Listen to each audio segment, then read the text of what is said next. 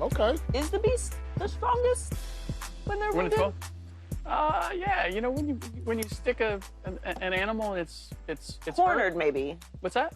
Did he say wounded or cornered? Well, I think he was going for the wounded. Cornered? Yeah. Okay, yeah. Anyway, I get what he's saying, but are the Nuggets better off without Michael Malone, Paul? Right now, no.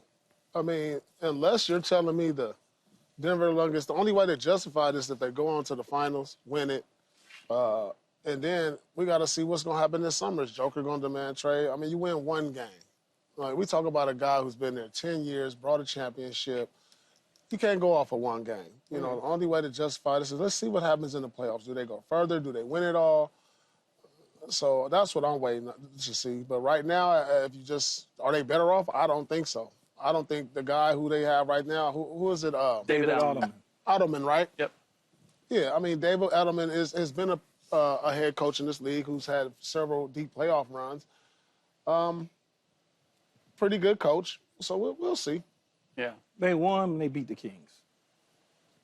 It wasn't like they knocked off a powerhouse in the West or a powerhouse coming out of the East after this firing. They beat the Kings. I mean, like Paul is saying, the only way you justify this is by them getting as deep into the playoffs. Whether they get to the finals or the Western Conference Final, whether they win it, they got to, at least in my opinion, get to the Western Conference Final to be able to say, because they can spin it and say, we didn't envision getting this far with the other guy. This is why we made the move. They could flip that and have us go, oh, okay, yeah, this makes sense. And then, to Paul's point, what noise will Joker start to make? Because he's already coaching and drawing up stuff on the sideline. Like, so is that the move? You already in charge. You don't like what he drawing up, so you grabbing the thing. You're already in charge. I know, so Rick. how's that? Come on. They had to make this move because Malone had lost the locker room. I don't know how far they're going to go. I had my doubts about them when Malone was there. They weren't. At the beginning of the year, I had the Denver Nuggets going back to the finals. And then over the course of the year, seeing the lack of a bench and some of the young guys not delivering, and even some of the older guys not delivering. I mean, Nikola Jokić is my MVP more so than ever, because now you look at what has been going on and the fact that they were still in contention and still in contention to have a home court advantage in the first round impresses me more than ever. But I want to play something Mike Malone said after they lost by 19 to the Portland Trail Blazers. He said something in the post-game press conference that suggested to me, made it clear to me that he had lost the locker room and he didn't care anymore. Your entire team and say, no, nobody watches film. We have to make them watch film. You're not coming back from that. It's fine. It's fine if you say that to your players. It's fine if you have that conversation within the locker room. But when you make that public, you are shaming your entire team publicly. And if it's a rocky road, that's not a tactic that's going to make things any better. Yeah, but Rick, that don't look like a team.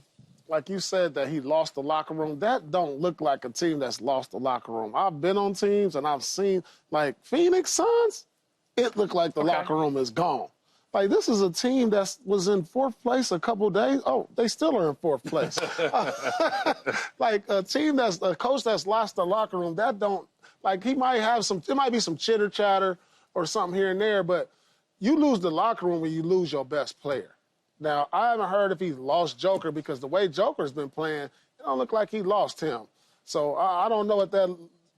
I mean, I know what it looks like. So it's something else to me. But also, it's a little more. From the start of March, they are 8-11. They lost to the Washington They've been dealing Wizards. with Jamal Murray hasn't been healthy. They've been dealing with, like, depth issues all year where you're relying on young guys they haven't did anything to upgrade their roster since they won the championship. So everything the reason for their shortcomings is because of the roster. It's not just the roster. You've got Jokić playing his best basketball. Yeah. And you're scuffling along. You're 8-11, and he's played consistently. I mean, but your second best player is dealing with Injuries, exactly. That's why teams be struggling in that situation. Their second best player. But you have so your second best player, and you're still and he's in not fourth. like, it's not like all-star, right? I mean, Jamal Murray is their second best player, but it's the sum of their parts. Aaron Gordon, Michael Porter Jr., they've played without Jamal Murray before. Yeah, and but they're not struggled. like that's. We know what the deal is with Jamal Murray. Like, he is their second best player. Like 100%. Yeah, like we can argue about the credentials or the accolades, but we know what he is. Fine, but just to say that, well, the reason that we're now losing is because Jamal Murray is out, as if Aaron Gordon couldn't step up, as if Michael Porter Jr. couldn't step up, with the way that Jokić is playing. And some of it is knowing that Malone didn't have a relationship with anybody in the organization. He was at odds with the GM. He didn't have a relationship with the ownership. And he's been there 10 years, and he hadn't cultivated relationships with any of the players. And that may be true, Rick. He may have worn out his welcome, but not with 4 games left in the damn season, and we're in 4th. I'm not speaking to the timing. I'm not but the timing is important, though. Like, I think all of these things, I'm okay. All these things could be true at the end of the season. And I still think it would be dramatic. But with 3 or 4 games left in the season, you're in 4th place in the West. You absolutely have an opportunity, with the West being wide open. But that's exactly it. That's exactly it. But they're looking at it and saying, these guys are not playing to the level they can play for Mike Malone anymore, and they haven't for the last 5 weeks. Like, if we're going to salvage this, let's take Adelman, who the players, from what I've been told, love, and let's take a different approach. And this is what Adelman did, which I think was really smart. After the game, he said, hey, look, you guys, what I appreciate the most, he appreciated that Jokić was drawing a play. He appreciated the communication with the team. He basically said, this is on you guys. Like, you don't need us all the time. It's on you to make this happen. You can't do that with I can't gauge off of 1 game. But, again, I think coaching is important. I think it matters. I think otherwise... I think relationships are more important. I think relationships are important. Yes, obviously, we're human beings, and you got to get along with people. But I think you get a really sizable check to produce results. And sometimes I think feelings and fuzziness becomes more important than the results. And to me, I disagree. You got to win a championship, because we keep seeing this happen with coaches who have won championships, and a few years later they're fired, and it is not necessarily a trend that is up for those teams and are moving on from these guys. And we can say what we want, but, like, Frank Vogel, how are the Suns doing right now? Yeah. Nick Nurse, how are the Raptors doing right now? Like, it may not be one thing, right? But the consistency with coaching and what it takes to get a team to and win a championship requires a lot of different things. And I think the timing is crazy. And to me, if they don't win a championship, this was a mistake. Because that should be the expectation when you have the best player on the planet. I don't think that's fair. They won a championship with...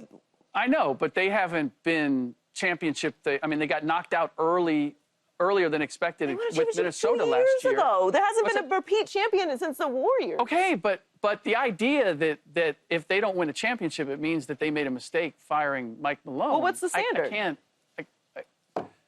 I thought that they were possibly a conference finals team this year. Possibly. And if they don't make the conference final, then that's a failure. It has more to do to see how the players respond to me than how far they go, because the West is so wide open. I need to see how they play. If they suddenly play with an energy that we haven't seen, but then I'll say that they made the right move. Well, we've said we don't know if the depth is there, whether this team was good enough to do all that. Just because they fired Malone, and now you say, well, now you have to win a championship to justify that you fired Malone, when I wasn't sure that they weren't the favorite to win the championship. But you have the best player on the planet. Yeah. I understood, but nobody here... I didn't hear any of you talking about a week ago, talking about the Denver Nuggets being the odds-on favorite. Because they've been inconsistent. Jamal Murray's been out. But when we say who should the Lakers avoid? A lot of times we say the Nuggets. That's exactly what I said. I mean, we consider the Lakers are a contender. The Nuggets, a healthy Nuggets team, should be a contender too if they're healthy. But isn't that some of that the history of the Nuggets and the Lakers? Yeah, that is not necessarily that the Nuggets are the team to beat. No, but they would be the team to beat for the Lakers because the Lakers would go further than what you anticipated them going at the beginning of the season. So naturally, it segues into the Nuggets seeing them. And if they somehow can't get past the Nuggets, whether Mike Malone is coaching them or Edelman's coaching them or whoever, and they can't get past them, but if they do, you now say, well, if Mike Malone was sitting on that bench, maybe things would be different with the Lakers because this is what he's done to us over the last 19 games or so. Okay. Well, if it came down to, if it comes down to the Lakers and the Nuggets playing each other, and the Nuggets lose to the Lakers, and we're saying, okay, they would have won if Mike Malone. If that happens, and I'm Mike Malone, I'm posting this. My feet are up on the couch. You forgot who the Lakers' daddy was? Like, Mike Malone. I'm gloating. That was the Lakers' daddy, right? And it's just, and like Joey said, I can't remove my mind from the fact that there was 4 games left. And if my math serves me correctly, that means that they had played 78 games for the season to be the 82. To come to that decision.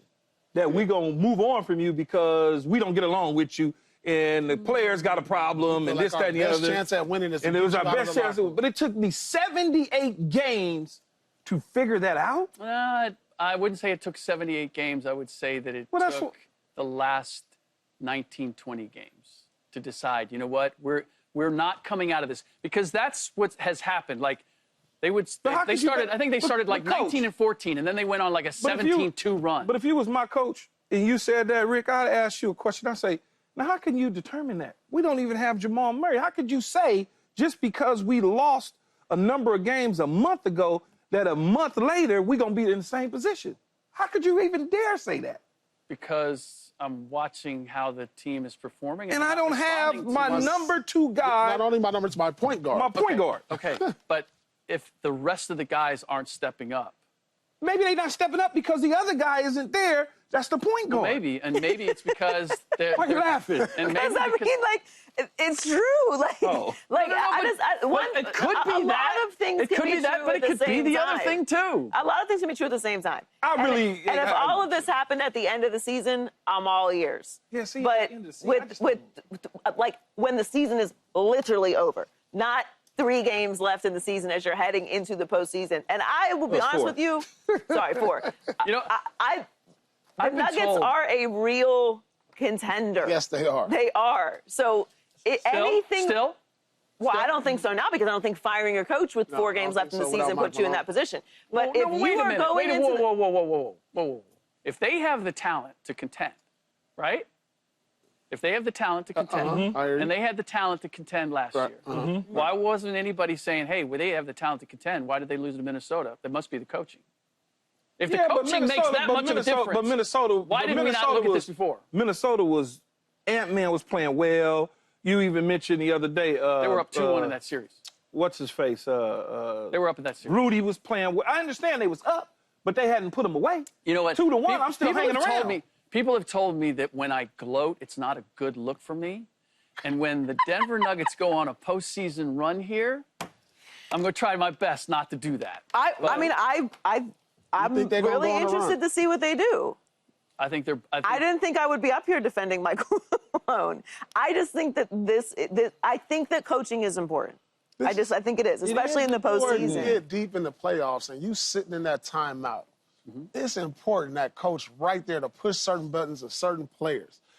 And when you've been around your team, you feel the DNA, you feel the pulse of your team and what buttons to press. Now, I don't believe that you can fire your coach and say, all right, Edelman, you understand this too. When I've been around them all 10 years, I know how to talk to him, different ways to make, when we get into that run, when it's tense, when it's pressure, I know how to push certain buttons to get them because I've done it before. We've won. So, like, losing that aspect of what your culture is all about, I don't believe you can just put anybody in that seat right there and say you can go. I'm not saying just anybody. But I'm Paul, just saying, this is your lead man. Have you not been on a team where the coach pushes those buttons and the players don't respond to those buttons anymore? Yeah, those are losing teams. Okay. This is they're in fourth place. They're one game 8 and 11. from. They were 8 and 11 going into the last It don't night's matter. game. They're in fourth slot in the West, and we're looking like, who's the odds-on favorite? Oh, the Thunder? Oh, Rockets? Oh, maybe the Lakers? Oh, the Nuggets are right there, too. This is wide open. This is going to get. I don't want to in the disparage West. anything that Mike Malone has accomplished, but I'm not looking at this and seeing the Denver Nuggets as markedly, suddenly, they have no chance because they changed coaches. Well, the great We'll thing see. is we get to see. Subscribe here to get the latest from Speak, and go watch a few segments from our other shows on FS1.